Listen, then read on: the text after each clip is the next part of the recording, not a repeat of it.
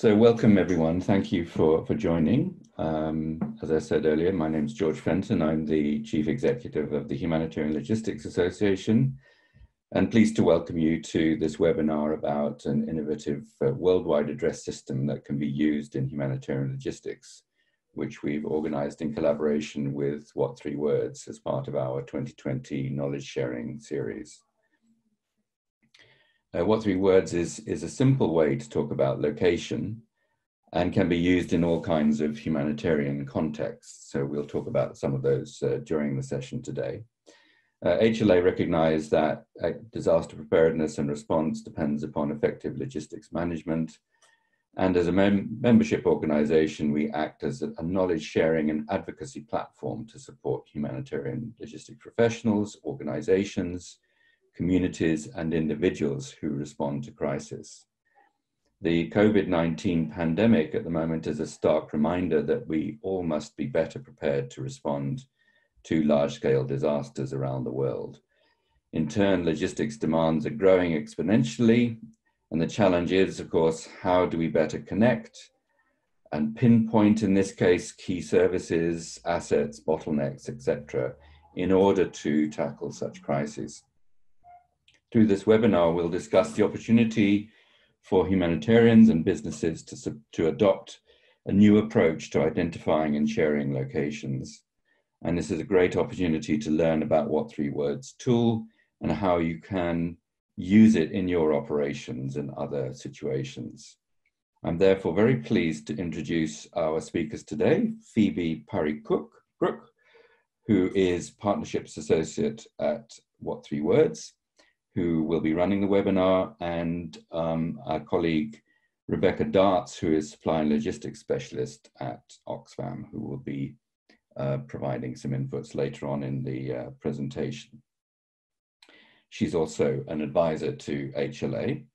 And so without further ado, over to you, Phoebe, for the presentation. Thank you. Hi, everyone, and thanks for the introduction. So yes, today we're going to be kind of talking through what3words and the system and how it can be used within the humanitarian logistics sphere. A little bit of context, I guess. what3words was founded in 2013.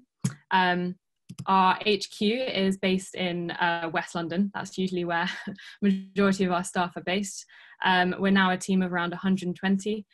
Then we do have some teams based in Mongolia, South Africa, and also America. So I'll just quickly run through the agenda for today.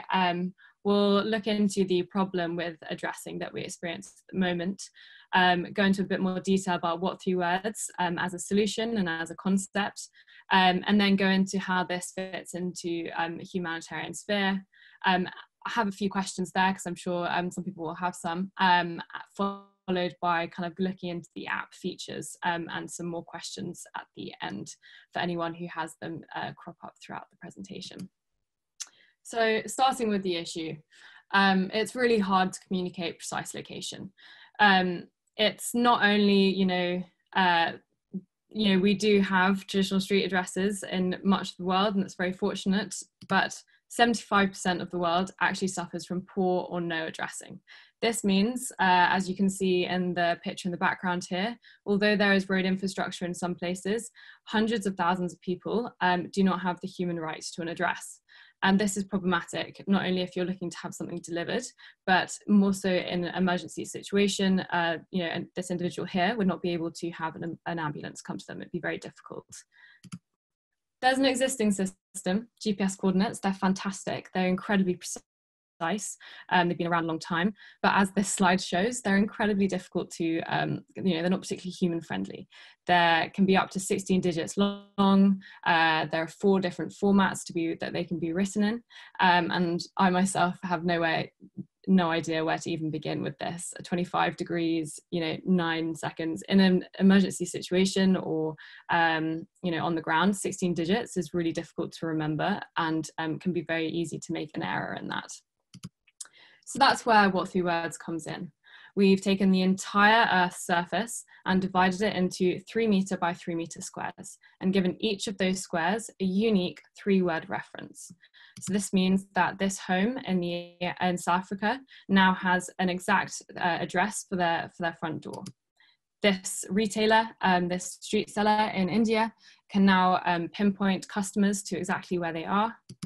And then this refugee camp, individuals now have a home address. So the system, as I said, GPS coordinates are fantastic pieces of kit. They're really precise. And our system is actually based on GPS coordinates. We're not completely reinventing the wheel. Each 3-word address is based on and is as precise to a 16-digit GPS. Our system is based in an app and a free online site as well, and this means that you can discover, share, navigate to a 3-word address using these systems. We have Autosuggest. As I said, GPS coordinates aren't particularly human-friendly, and that's something that we're really trying to change. Using Autosuggest, when you type in a 3-word address into the app or map site, our Autosuggest functionality will come up with any 3-word addresses nearby or near where you might want to be going.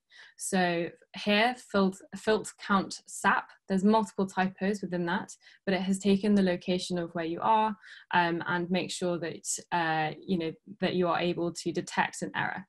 And this is where the algorithm comes in as well. Much of the time with traditional street addresses or GPS coordinates, it's really difficult to predict an error, but we've made sure that similar sounding 3-word addresses are pushed really far apart from one another so that you are very clear when you're heading to the wrong one or you've typed in the wrong one, because you're not going to be meaning to go to the east coast of the US when you're meant to be finding somewhere on the east coast of Australia. We really want to help everyone talk about everywhere. And this means that we are now available in 44 languages and we're developing more all the time. Unfortunately, at the moment, our language development has been paused slightly with COVID-19, but we have launched in many different languages, including the most recent, which was Welsh. This means that this home in Uganda can be have an address in Swahili, but also in Afrikaans, French, Swedish, Arabic, and as I said, now Welsh. And it means that whether it's an emergency situation or you're trying to get food distributed directly to the right house, people can communicate the precise locations more easily, whether it's even a potato field, as you can see in the bottom right of the screen. Kind of moving into what this means for the humanitarian sphere, it means that you can really locate any asset, whether that's a distribution point, a water point, a medical point, helping find local traders. Many of these locations traditionally do not have an address, and using a 3-word address, you can now identify exactly where these are. And we've actually been doing this with the Farmstrong Foundation, who've been using what3words to identify water points and medical units within the communities. Rebecca is just going to touch on how this has been really helpful within her work. Hi. Yes, I've been asked to share a really simple example of use in logistics for Oxfam. When Oxfam stopped working in North Greece, we needed a way to communicate the location of assets with others managing the camp, and to manage the disposal remotely through partners and suppliers. And in the picture, you can see some water tanks and a broken kitchen container that we needed to dispose of. Previously, we had just used a general description of the location, and our asset tags struggled with the weather conditions in Greece. So when I went to verify the assets, I used what3words to pinpoint definitively where the assets were located. And it was really easy to note down and to add to the asset register, and also to use the app. It's really plug and play. It's pretty foolproof. I could also share the what3words location in dual English and Greek language, which was great. The only challenge I found was that the accuracy can depend on the GPS signal. So I would have to keep refreshing the location as the signal would jump around. But the location was never very far out. Thanks, Rebecca. It can also be used within an emergency response. something that I've spoken to a number of people about is that often in the wake of a natural disaster or in a stressful situation, it's really difficult to pinpoint a point of interest which many people use to identify their location. Whether this is a street name, or any kind of physical identifier like a church or a nearby shop, this is often rendered completely useless, with street names no longer visible, buildings collapsed, etc. With what3words, it's a completely fixed system, which means that it can be really helpful in this kind of situation where you're really stressed and on edge, and you're able to use just 3 simple words to identify exactly where you are. This can also be used within kind of for volunteers, sort of internally for operations to locate any kind of volunteers on the ground when you're working in these kinds of situations. We've really seen in the UK, we know that what3words has been proved to sort of limit costs and resources as well, because it means that instead of in finding people on the ground, you don't need to send helicopters and larger expensive search resources. You can just send one team to find a small team to find people, given that the instant locations are really, really precise. A little bit of context, I guess, on that final comment about being used in the UK. Over the last 18 months, we have been working across the UK emergency services. I believe we're now working with just under 80% of the emergency services in the UK, which means that you can dial 999 and give a 3-word address and they'll be able to find you. The way we actually started working with them is that we were approached by Somerset and Avon, who'd heard of our system and thought that it could be really, really helpful for people in any kind of situation, whether it's, we've had all kinds of stories from rescuing a cattle from a cattle grid all the way up to rescuing someone from a hostage situation. And something that can be really useful is that what3words can be used across agencies, which helps with cross-team communication and multi-agency responses. So whether you're using a radio, a phone, WhatsApp, email, anything across that, 3 simple words can travel across all of those platforms. I mean, really helpful if you're, as I say, working in a multi-agency response. It's also available for physical signage, as well as kind of verbal and digital. Physical materials can be really helpful within communities with low mobile device penetration. It's something we've worked with Gateway Health, providing physical signage to members of the community so that if they are going into labour, they are able to communicate their address to the maternity assistants, and they are able to have help through their labour from the medical teams of Gateway Health. It's just a different way for asset management as well, and I'll just go into a little bit more detail on an addressing project that we've been working on in Uganda with the Rhino refugee camp. This is an addressing project that we've been working on with the Community Development Centre, which is a small charity in Uganda, and it's been led by them, and the initial part of the project was around working alongside OpenStreetMap to map out the entire Rhino refugee camp. So every single building within this refugee camp. And each of these buildings was given a 3-word address.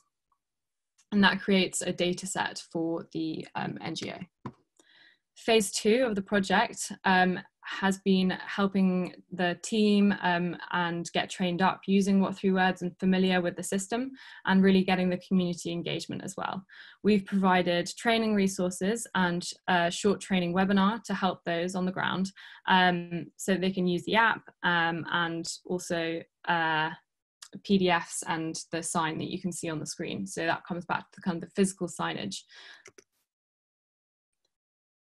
This has been really interesting to see, a really amazing project to be a part of.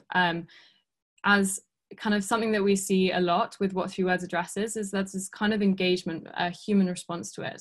A lot of the time with addresses, you want to have that human engagement with something, and finding a 3-word address does really bring a smile to people's faces, whether it's that the words are in a funny order, they have a particular affinity with some of the words. And in this particular case, previously a lot of these houses had been referred to kind of using crude numbers, and in this situation, they're able to have an address for the first time.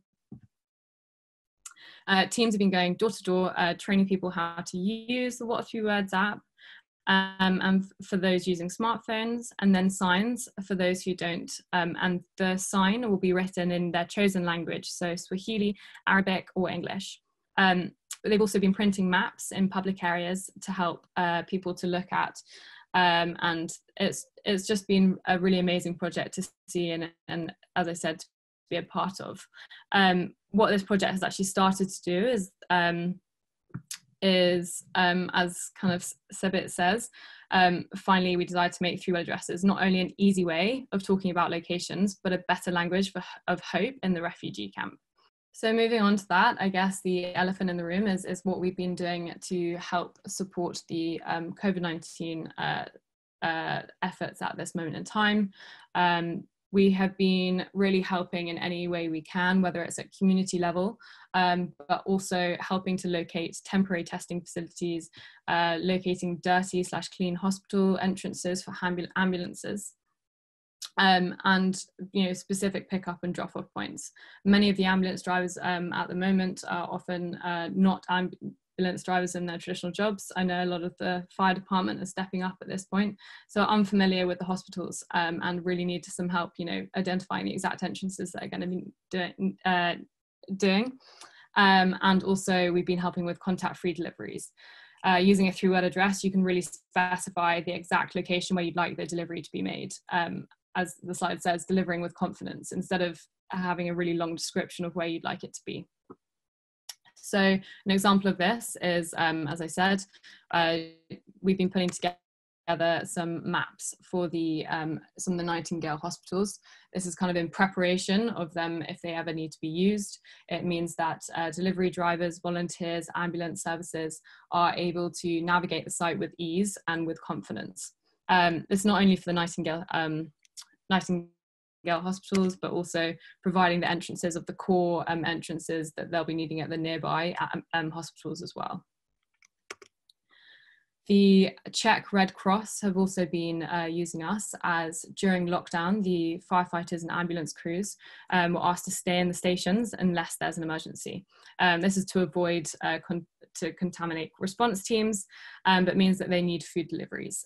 So the Czech Red Cross has been using what3words to deliver food to them.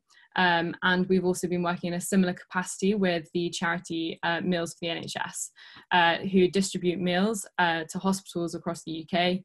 And they've been doing this with what3words, as many of the volunteers and delivery drivers are unfamiliar with the hospitals and the sites, and it just helps kind of create a smooth process, but also from a safety perspective, make sure that delivery drivers are not walking through areas of the hospital that they shouldn't be and putting themselves at unnecessary risk.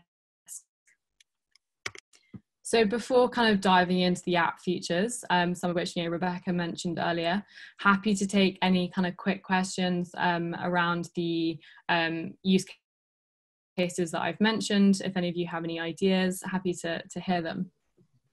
Yeah, thanks, Phoebe. So I see we have a couple of points here. So Jennifer raised a couple of questions. Jennifer, I've unmuted you. So if you would like to ask those questions verbally, you're most welcome. Okay. Yeah, I've worked in a number of places and work at the moment in a place where many parts of the country there is never internet or data. And then, of course, in other places where there's a natural disaster or a crisis, the internet goes down. How does what3words work in that situation? Yeah, of course. So the mobile app, obviously you'll need some kind of data or Wi-Fi to download it initially. However, it does work offline once you have it on your phone. As I said, the system is completely fixed. So, and that is exclusively for that reason, that members of our society who do not have data. I know in South Africa, data is incredibly expensive. We don't want that to be a barrier to people using this. So yeah, you are able to discover your current location or type in a 3-word address when there is no internet or Wi-Fi.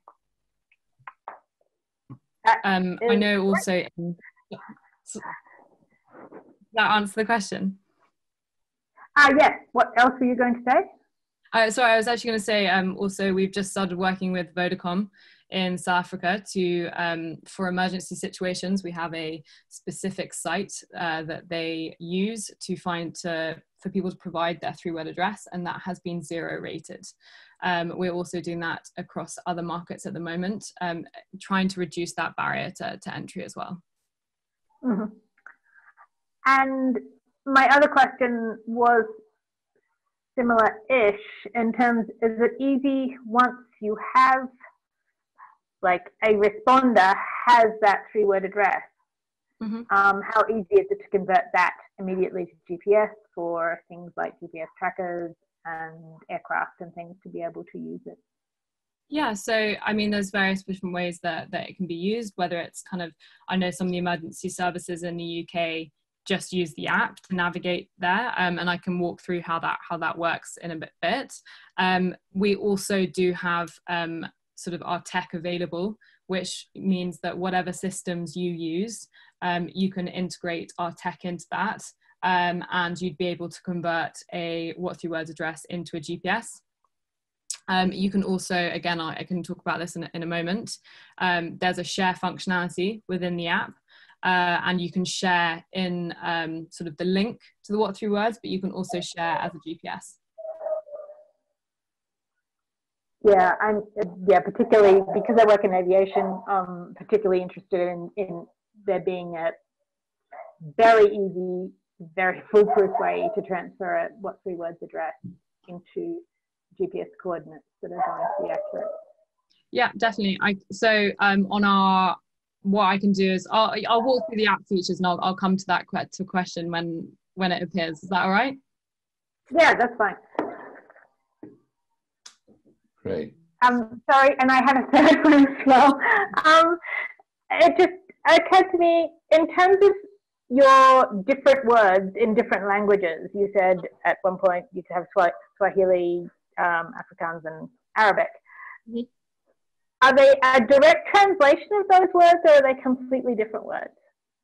No, we don't directly translate because obviously in many languages there aren't direct translations, and we also want to make sure that there aren't any homophones in our word lists, that if you type in or you're saying over the radio, you know, a 3-word address, the spelling of it can't be confused. So there are no homophones, and we also take out any offensive words or any words which are not easy to remember or, you know, offensive, etc. So we don't directly translate. What we do is the algorithm distributes the words to areas where the density of those speakers in the area is higher. So in the middle of the Amazon rainforest, the 3-word addresses in Portuguese will be shorter, easy to remember, you know, that kind of thing. But the 3-word addresses in, let's say, Japanese will probably be longer and less easy to remember because they are, you know, there's fewer Japanese speakers in the middle of the rainforest. Okay, thank you very much. No worries. Thanks very much, Jennifer, for those useful questions. And I see, Hanna, you had a question you wanted to ask. You want to ask that? Yes, can you hear me? Yes. Yeah, I wanted to know how many different refugee camp projects or interests have you had from organisations working in refugee camps in this, because it seems a really good system. I remember many years ago, I mean, a very, very long time ago, I did volunteering on a refugee camp in Ghana, and I just remember being lost so much of the time because back then there was no system, there was no, I mean, even we didn't have smartphones, and it was just so difficult to find anything. And then especially at night when it was dark and there was no lighting at all, it just added to the difficulties. So I just wondered how many of those projects do you have or have you got in the pipeline? Yeah, I mean, it's kind of difficult to pinpoint an exact number for that kind of stuff because our app is completely free to use. We hear stories all the time kind of cropping up on Twitter of it being used in so many different situations, so it's quite difficult to kind of keep track of. I'd say the main project that we have been involved with would be the Rhino refugee camp. I do know that it has been used in other situations, which, you know, I'm happy to share kind of afterwards. I can sort of share a bit more information about it if that. Yeah, that would be really good to know. Perfect. Thank you. No worries. And I see there was a comment from Matt Atkinson. I don't know, Matt, whether you wanted to just share your comment with us about the way that you've been using the app. Hi, good afternoon. Yeah, absolutely. So from a St John Ambulance perspective in the UK for COVID response, we've been using it quite a lot to locate ambulance entrances, especially the Nightingales up in the north and the west of the country, where sometimes they might be familiar with one entrance, and for COVID it's a completely different side of the hospital to what they'd usually be used to. So we've been using the list, and I've been working quite closely with Josh, Rayner, Phoebe, to actually kind of look at the ideas around how we can use this. And I think there's James, one of my colleagues in my day jobs, that's obviously volunteer role. We're looking at rolling out, and I'm sure he's got a couple of questions and some good use cases of how we've been using it in our day job, which I'm sure he'll share. I mean, we found it fantastic. That's amazing to hear. I did know there was some work going on with kind of the Nightingales and St John Ambulance, so it's really nice to hear that it's been really helpful. I would say kind of, you know, we're the experts in what3words, but we're by no means the experts in everyone else's fields, and always love hearing kind of ideas, recommendations of how people might think it will be useful. Kind of once you bring the idea to people, they start to see so many different use cases. And we always really appreciate kind of any recommendations and suggestions from people who are experts in their own fields. So Great. If there are any further questions, I can just kind of whistle stop through the app features, if that's helpful. Yes, well, let's continue. There was a question from James Hawker in the Q&A system. Would you be all right to unmute James, George? There we go. James, hopefully you can speak now. Afternoon, can you hear me? Yes. Good stuff. Yeah, so really echoing on from Matt's comments, at Collinson, we absolutely love what3words, and we've currently got a trial. As Matt said, we've been speaking to Josh quite a lot to see how we can use this from a sort of emergency response, all the way from kind of travel products to our travel risk management business. And obviously now looking at the COVID situation, especially your slide on things like locating temporary testing facilities, it was really a question to say, how quickly do you think that, or should I say, how quickly do you envisage growing facilities around the world, not just in the UK, but are you working actively with hospitals and public health organisations to map these temporary testing facilities? Yeah, I mean, we're doing as much kind of exploration into it as possible, kind of reaching out to on multiple levels, whether it's kind of parish councils and local councils, all the way up to kind of the big companies who are running the facilities, trying to kind of help in any way we can. As you say, many of these testing facilities are in car parks and stuff like that. So there's definitely a use case, and we're kind of reaching out to people and saying if there's any way that we can help. It's completely free to use, and yeah, it's kind of we're making progress as we kind of have more and more conversations. We're working a lot with the hospitals and with our kind of existing contacts within the ambulance trusts to try and make this happen. Brilliant.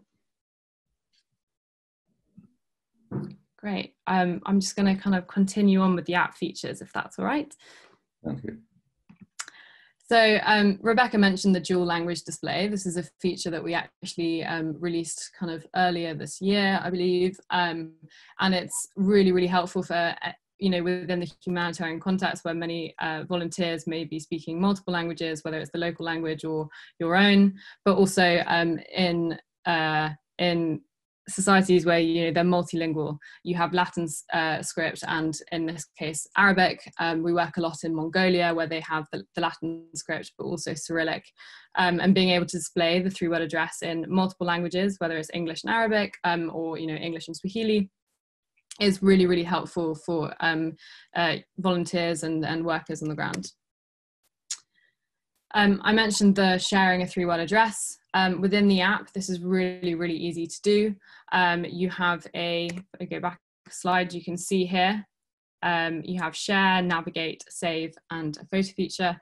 The latter 3 I'll come to, but the first one, share, you just tap that and it will share with you know, any contacts using WhatsApp, Message, your preferred messaging service.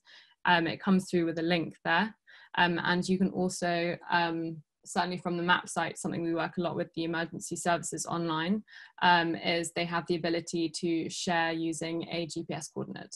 You simply go into your share settings, select GPS coordinate, and you're able to share it, both the link, and you can choose your language as well. So if you'd like to share it in multiple languages and with a longitude, latitude, that's all capable within the share function, because we appreciate that, you know, you might be sharing in multiple languages if you're abroad, but also, you know, if you need to navigate using some kind of other software. It also comes with a quick blurb to describe what 3words is. So for anyone who's unfamiliar, instantly using a share feature, that they will know what they have just been sent. And then navigate. It's pretty self-explanatory. You just tap navigate within the app and select the preferred navigation tool that you'd like, whether this is Google Maps, Apple Maps, etc. I think one of the most interesting features is the compass mode. This means that if you're offline, you are still able to navigate to a 3-word address using the compass. You just rotate your phone and it tells you whether you're heading in the right direction. Save locations. So this means that, especially with if you're you know, doing asset management, you can save locations into lists and give them a label. So water tank number 1, you know, water tank number 6, medical location. Each of these can be saved. We have increased the number of save locations to 1,000, which can be really helpful for, you know, creating long lists of all the assets around site, whether it's a refugee camp or, you know, hospital entrances. And the most recent functionality that we've released, this was released a few weeks ago, and it's something that I've been really excited about and pushing for a while, is the export to CSV function.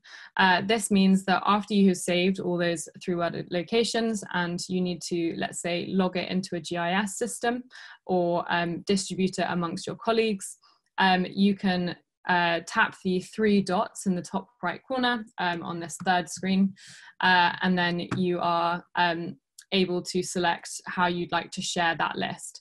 You tap the export to CSV and then share, you know, whether you'd like to do it over email, WhatsApp, etc. And this means, as I said, that you can instantly plot points onto GIS or share it amongst the team, and you have a database of 3-word addresses. Photo tagging, this means that you are able to take a photo of an asset or a location, and it will superimpose the 3-word address of that location onto the image that you have taken. Kind of just a bit more visual of what it looks like. You can, I mean, this is probably for more of a personal perspective, you can, you know, choose what it looks like, what the color is, etc. But we've seen this be, you know, it was actually developed by our product team just as a bit of fun, and we've seen it be really helpful across many industries, from utilities to humanitarian, given that it has that visual, but also with the location information with it. And training resources. We appreciate that not everyone's going to be familiar with our app. We're not Google, but we make up for that with a lot of training resources for anyone who would like to use them. This is something that we will be sharing after this webinar. And it has videos, posters, how-to guides, really quick assets, which are really simple to understand and use, and get set up using the app as quickly as possible. Yeah, these are amazing resources, and we share them a lot, and can really make the getting set up with what3words super simple. That's it from me. I'll stop kind of waffling on, but if anyone has any further questions, again, more than happy to answer those.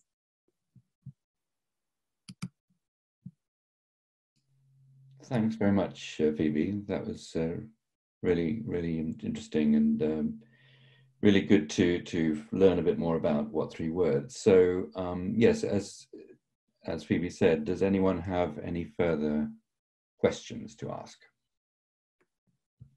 If you do, you can raise your hand and I can unmute you, or you can type your question into the chat. If there are no further questions, just to ask Rebecca, do you have any further reflections to share? Hi, George. No further reflections. Okay. Just say if anyone has anything that crops up kind of in the aftermath of this, or would like to talk to me a bit further about this, my email is just at the bottom of the screen here, phoebe@what3words.com. Please feel free to reach out, and happy to provide any further information about the work we do across various different industries, and also those training resources. I do have a question, if no one else does, Phoebe. Of course. Go ahead. I was wondering about your uses with perhaps traveller communities, sort of Roma or Gypsy people, because I should imagine, sort of from my experience, it can be extraordinarily hard to get sort of basic resources without a street address or a conventional address. Do you know of any instances where it's been helpful to people in those communities? Yeah, I mean, we actually did some work a lot in Mongolia, a traditionally quite nomadic community and population. We started working in Mongolia because they have a lot of issues with street addresses, and we worked particularly with on one project with a group of reindeer herders who move from location to location depending on the season, and they have, using what3words, been able to set up an Airbnb. This means that through Airbnb, you can book with them and stay with them as a reindeer herd. And the way they do it is when you book and say, I'd like to stay with the reindeer community, with these individuals, and they send the what3words of where they are at that time. Kind of regarding members of the community who don't traditionally have an address, we do, this is why we've been working with Vodacom, is that many of individuals in South Africa don't have an address. They live in informal communities or townships where addressing isn't as developed, and kind of we've seen what3words be really, really helpful there, and making sure that they can get, you know, they have the human right of an address and are able to have resources and services delivered to them. Well, that's brilliant, thank you, really enlightening. No worries. I love the idea of that Airbnb. That sounds crazy. I know, it's amazing. Our team sort of out in Mongolia sort of put together a whole video and thing of it. Again, happy to share it afterwards. It's a really uplifting video and amazing to see. Charles, I think you have a question. Hi, yes. First of all, brilliant application, really helpful so far in the work. I am from an organization called Field Ready, and our organization's goal is to localize manufacture of humanitarian items. And part of my work was to map Fab Labs and maker spaces back in the Philippines. And I've been using what3words. It's very brilliant. One question is it possible to say, if I have saved locations, is it possible for that to be embedded into a website as like a location area? In what way? To kind of have a map on a website? Yes, exactly. Yeah, it is possible to do that. What3words is simply just a layer that can be layered over whatever map you are using.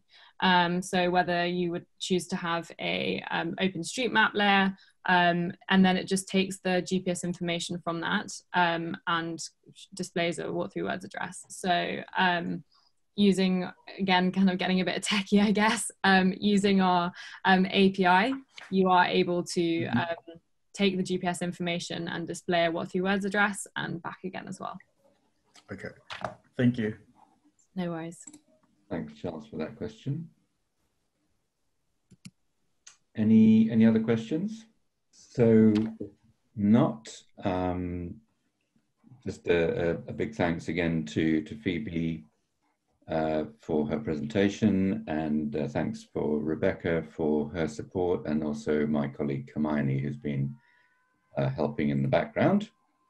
And I'd just like to finish up by saying that those of us working in the humanitarian logistics sector have an opportunity to make a contribution to tackling a whole range of growing logistical challenges, not least the ones that we're all facing due to the current COVID crisis. But from an HLA point of view, we see knowledge as being key to the future success of humanitarian logistics services. And so your support to the work that we're doing is valuable, and we'd encourage you to sign up as a member of the HLA network if you are not already a member of the HLA network. And you can get more information about how to do that on our website, humanitarianlogistics.org.